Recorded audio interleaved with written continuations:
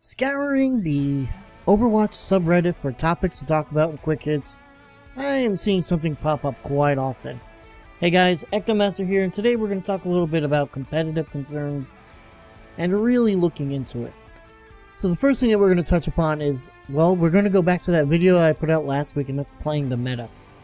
This is where a lot of the toxicity and everything comes from, or stems from.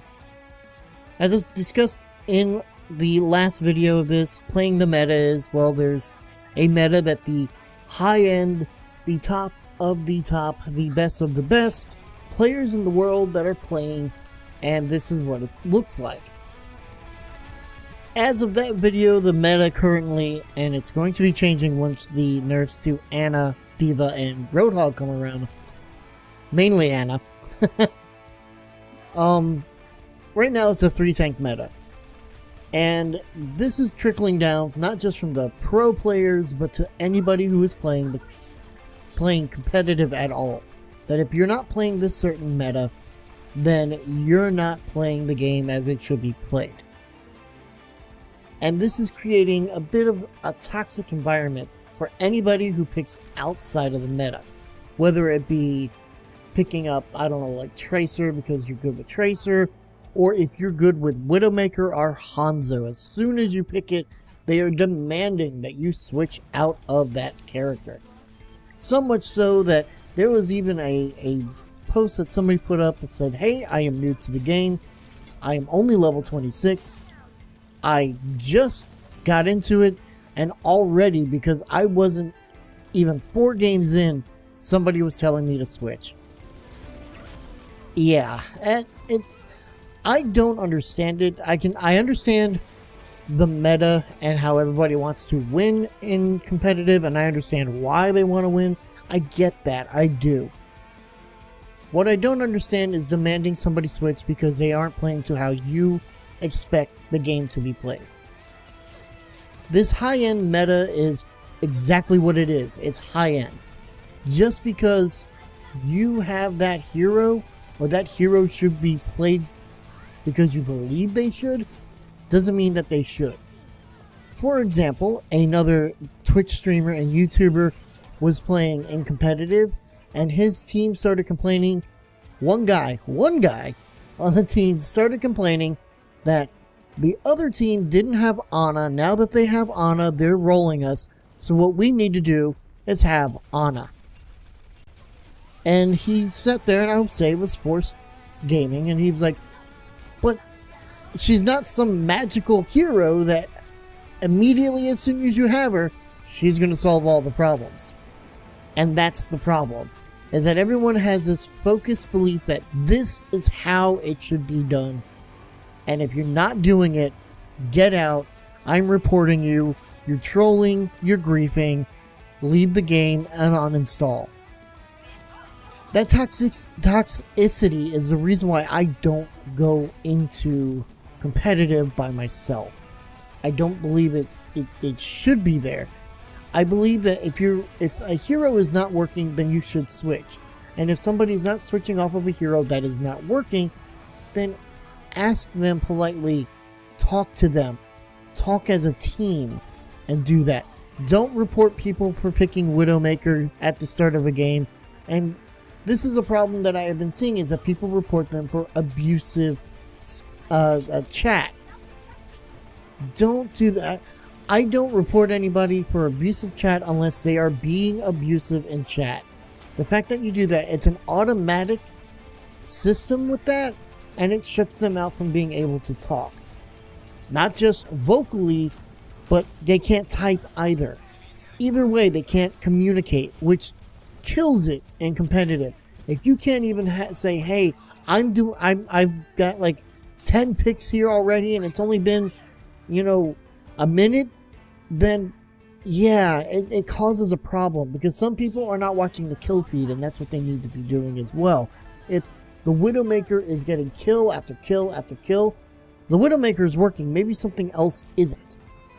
You have to communicate and talk to each other, and you have to do it in a way that everybody can relate and work together. Just alienating others oh, you're Hanzo, you're ruining it. Go play Ana. Get another tank in here. Do that. That's not how it's supposed to be done. The other problem that everyone is seeing is that there are those that are wanting to practice competitive, and so they go into quick play to practice competitive, and why aren't they doing this? Well, they're all DPS. No one's playing a healer. No one's playing a tank. This is ridiculous. I'm here to practice for competitive. Sorry, but quick play, as I said in that quick play video, is quick play. I don't know how many more times I can say that. It is meant to be fun and enjoyed. It's not a practice for competitive. If you're wanting to practice for competitive, there are 2 ways to go about it. Well, 3 ways. There's actually a 3rd way to go about it. I apologize. Number 1, you get 12 people together, you create a custom game, set competitive rules, and go at it. That's number 1. But that requires you getting 12 people to do it. It's kind of like getting a raid together back in vanilla WoW. Unless you know 12 people that are willing to practice comp groups and comp strategies, this is going to be hard to do. Number 2, you roll as a group into competitive. That's it. That's the only other way you can practice. And you put your SR on the line. Number 3, you wait for the season to end, wait for the off season, and practice in competitive, which kind of plays into it a little bit. Off-season comp, a lot of people have noted, just becomes another quick play. That it doesn't matter, and therefore that's the problem. That's also why Blizzard has not released an unranked ranked mode, because it would just be quick play. You would have competitive rules, but it would be, nobody would care. I mean, they would be going there to have fun. That's it. And who can blame them for that? They're not putting anything on the line. They're not there to practice strats. They're there to practice competitive and get a feel of competitive, but they're not there to practice it. It comes down to basically one of the other things being solo versus group. If you're solo queuing, you're going to have a harder time getting all this together. And that's just straight up. As a solo player, you have to understand that you're not going to get in there and be able to group everyone up together. You might. The group may communicate, may pull together, and which is what is supposed to happen. But you're going to have players that are going to be toxic. They're going to be like that one guy, oh, you need to be playing Ana, and that's why I don't go in solo. I just don't. I have not played competitive since my placement matches in Season 2. I haven't even done Season 3 placement matches, mainly because I don't want to deal with the toxicity of people, of a pre-existing notation of what the game is supposed to be played as, when I want to go in there and go, hey, I'm good at Diva. I know she's about to get nerfed, but I'm good at Diva. I'm good at Junkrat. I'm alright at Tracer. I'm going in, and those are the heroes I'm kind of looking at to play, and if I know everybody's playing Diva, well then, I'm not going to play Diva. It's just as simple as that. I'm just not going to jump into something like that. It comes down to the player base and having a certain attitude about things. If you're going into this and it's try hard mode, and you are just raging at other players for what they're doing, it doesn't serve you any better. It doesn't serve them any better. You need to... I'm speaking as if I'm talking to like a very specific person, but I'm not. The community basically needs to get together and look at this and go, hey, we need to work together. If we're all going to be solo playing, then we need to, not combine as a group, but just come together as a group and go, what we're doing is wrong, and we shouldn't be doing this. Now, for the vast majority, there are people that will be going, hey, all right, look, Widowmaker is really not working for us at this moment.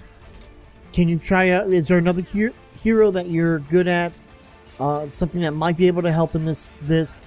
Maybe, say, for example, it's Hollywood. Point A, we're defending. Widowmaker's just not getting through. Is there another hero that you can help with defending this point?